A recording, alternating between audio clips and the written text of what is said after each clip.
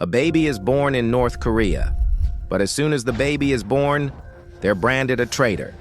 North Korea is known for having some of the harshest laws in the world, and some of them are so extreme, it's hard to believe they actually exist. Like, they have elections, but there's no choice when it comes to voting. You can only vote for one person, and if you don't, you go straight to jail. There's only one TV channel, and you can't even change it. North Korea is probably the only country in the world where if you commit a crime, not just that, you could even go to jail for just thinking about a crime. Until 1945, Japan ruled all of Korea for 35 years. But after World War II, Korea was split into two parts, North Korea and South Korea. North Korea was under Soviet Union influence, while the South was influenced by the Americans. In 1948, Kim Il-sung from the Kim dynasty was made the leader, and North Korea became the Democratic People's Republic of Korea. But democracy never really took root there. In 1950, North and South Korea. There was a war in the middle called the Korean War. But even after the war ended, no peace treaty was signed. Because of this, technically, both countries are still in a state of war. In North Korea, only one family has held power to this day. First Kim Il-sung, then Kim Jong-il, and now Kim Il-sung's grandson Kim Jong Un. Every ruler has used strict laws to hold on to their throne.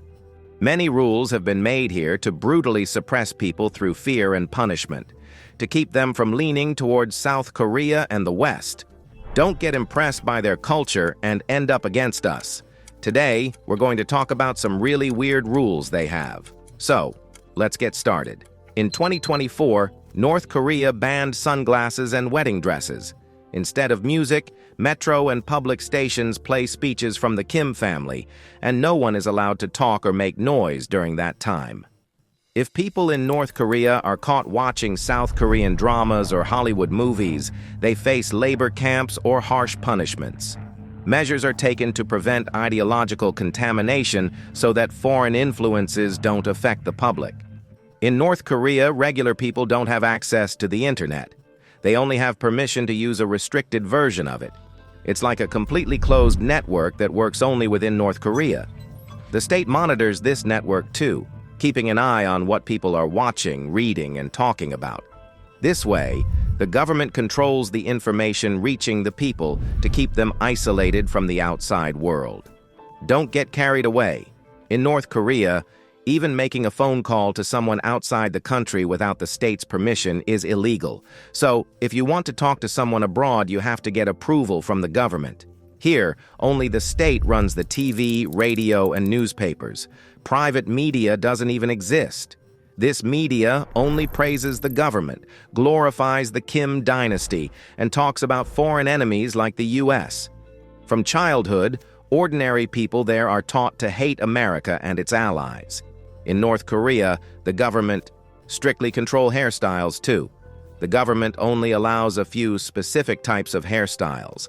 Basically, people are told which hairstyles they can have.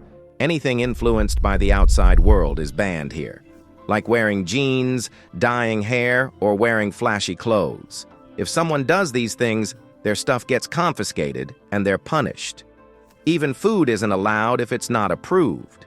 Hot dogs are banned because they're part of American culture, and budae jjigae and tteokbokki are banned because they're South Korean dishes. This is one city. You need a permit to travel to another city. Without it, traveling is considered illegal. North Korean passports are only given to elite class people, like government officials and Kim Jong's close associates. Regular people can't even dream of leaving North Korea. In North Korea, whether it's land, houses, shops, or businesses, everything belongs to the state. No one can actually own them. They can only use them, and that too, with the state's permission. Following or practicing any religion here is also illegal. People can't just follow any religion they want.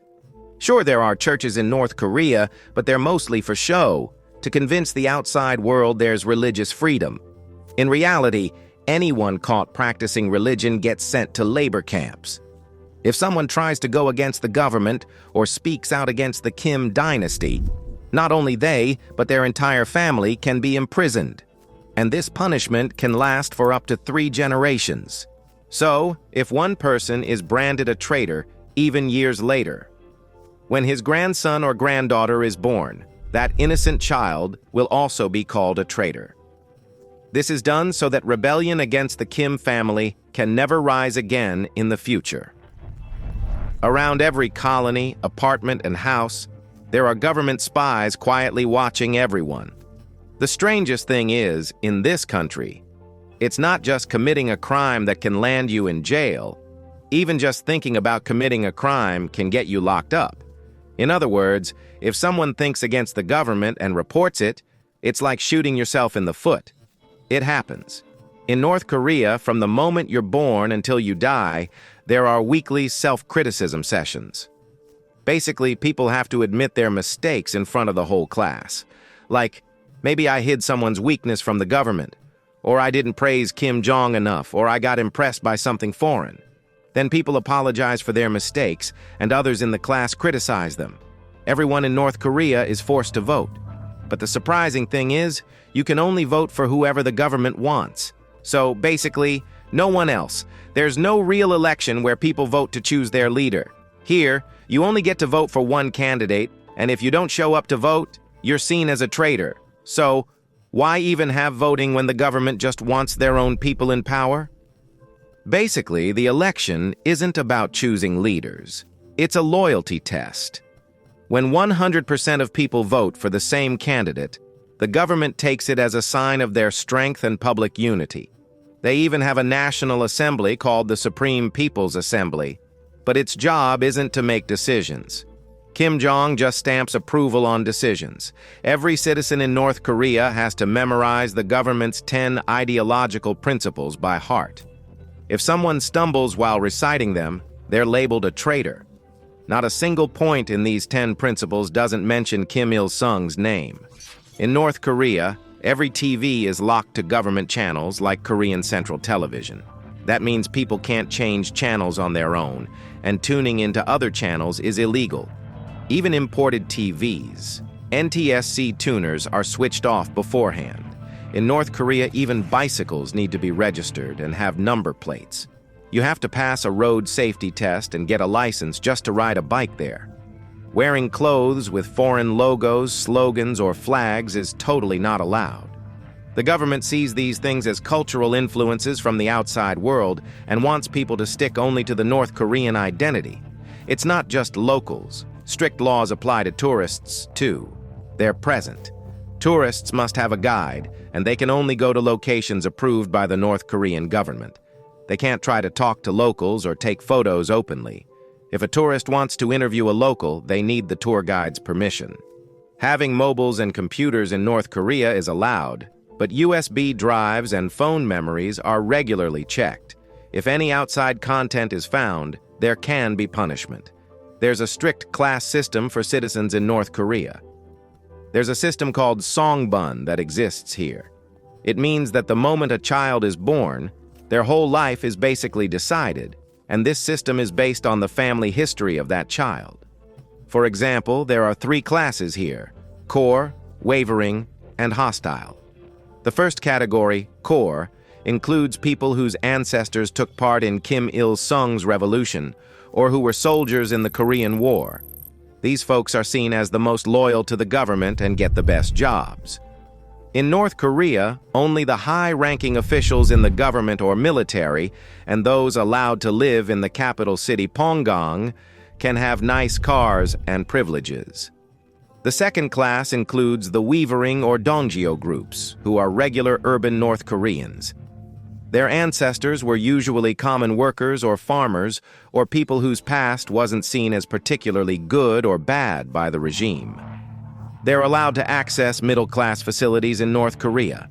The third category is called hostile, also known as joktae keching, which includes people whose ancestors were involved with some religion at some point. They used to follow or had some kind of connection with someone in South Korea. The North Korean government considers them traitors and gives them the lowest status in society. They're given the worst jobs, like working in coal mines, manual labor, or cleaning. Moving on, here electricity, water, and gas are all provided through rationing, and their usage is strictly monitored. In North Korea, every city resident has to serve in the military for 10 years starting from the age of 17, whether they're male or female. Here, the Kim families. Crying is mandatory when anyone dies, or on the death anniversaries of Kim Il-sung and Kim Jong-il. If someone doesn't do this, their loyalty is immediately questioned. Every home must have pictures of Kim Il-sung and Kim Jong-il, and it's a duty to keep them clean and dust-free. To show ideological loyalty, school kids are made to memorize speeches by Kim Il-sung and Kim Jong-il.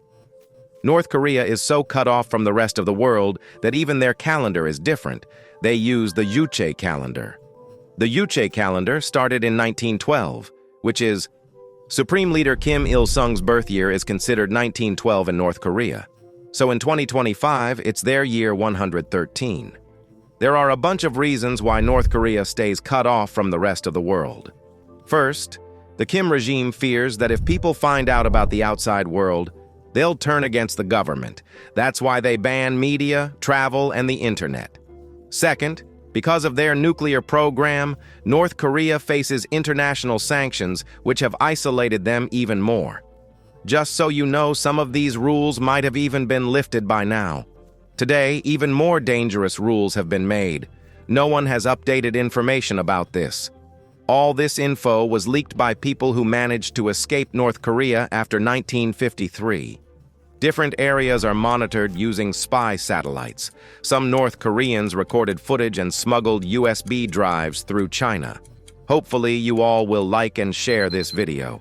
Thanks so much for all your loving comments.